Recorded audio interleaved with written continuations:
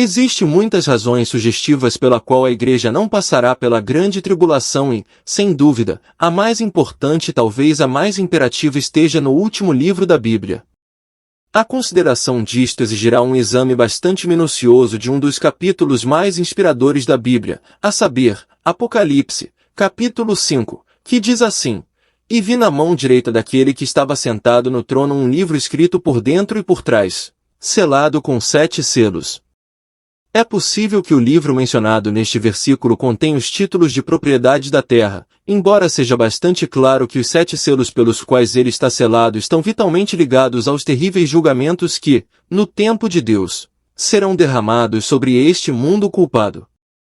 Entre todos os habitantes do céu e da terra, apenas um é considerado digno de abrir o livro e de desatar os seus selos, a saber, o leão da tribo de Judá, o sempre vitorioso, que, como o Cordeiro de Deus no Calvário, prevaleceu sobre os poderes das trevas tão completamente que revelou sua dignidade para abrir o livro e desatar os selos. Imediatamente depois, ele é visto no meio do trono como o Cordeiro que uma vez foi morto.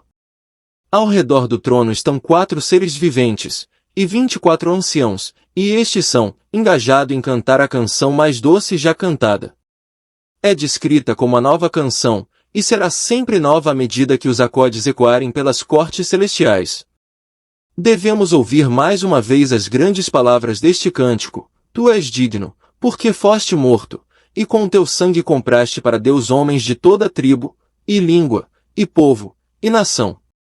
Geralmente é admitido que esses 24 anciãos incluem ou representam a Igreja, e na verdade dificilmente poderia ser de outra forma, pois quem, a não ser os redimidos, pode cantar o cântico da redenção? E lembremo-nos de que este grupo celestial não é composto por um povo ou nação em particular, mas representa todas as partes deste mundo que Deus amou e pelas quais ele deu o seu Filho.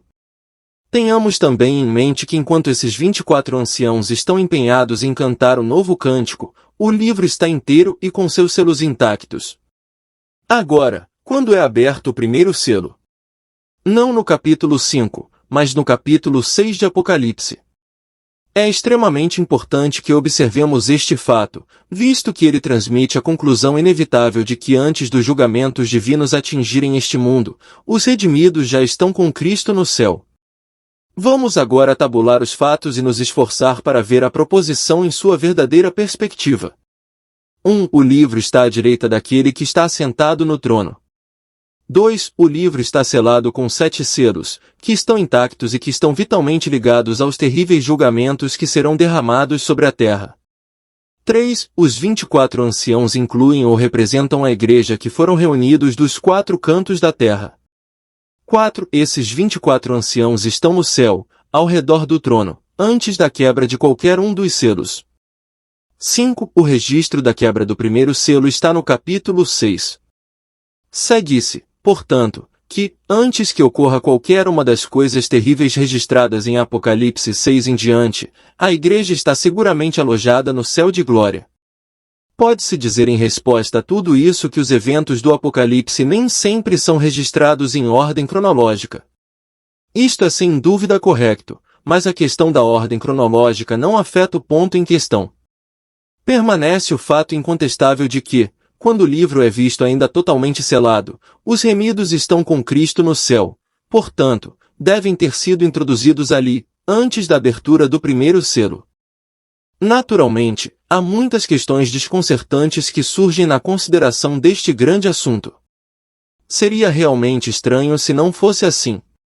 Uma dessas dificuldades diz respeito ao toque das trombetas, se são as mesmas, que encontramos mencionadas em 1 Coríntios 15 verso 52, 1 Tessalonicenses 4 verso 16, e Apocalipse, capítulos 8 a 11.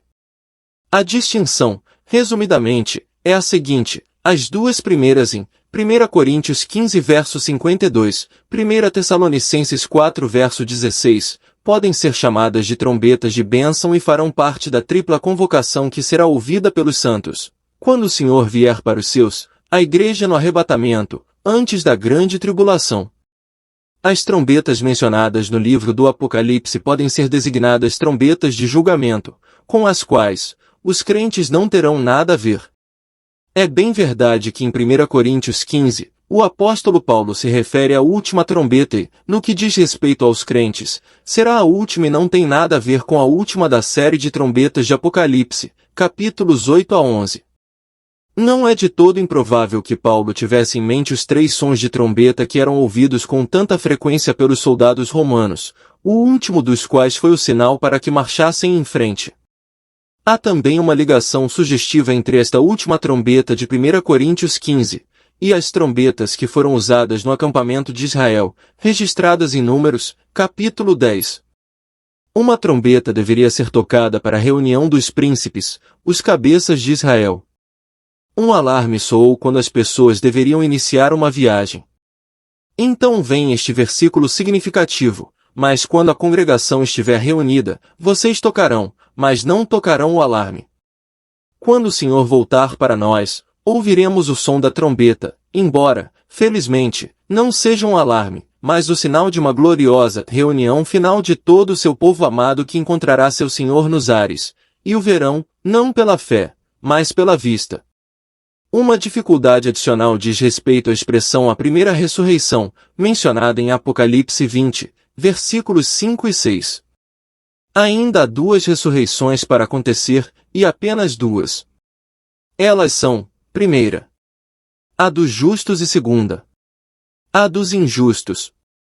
A ressurreição dos justos presumivelmente ocorrerá em 2 etapas, a saber, a primeira etapa será quando o Senhor descer do céu somente até aos ares. Neste momento os santos da era da igreja serão ressuscitados com corpo de glória, e os crentes vivos transformados e todos levados para o céu. E a segunda etapa da primeira ressurreição será no final do período da grande tribulação e antes de começar o reino milenar de Cristo aqui na terra. Será o momento quando os mártires da tribulação serão ressuscitados e com eles os santos do Antigo Testamento. Isto é chamado de a primeira ressurreição. A ressurreição dos injustos ocorrerá no final dos 1000 anos que compreenderão o milênio, conforme notificado em Apocalipse 20 versos 11 a 15. A referência de Nosso Senhor às 2 ressurreições está no Evangelho de João 5 versos 28 e 29.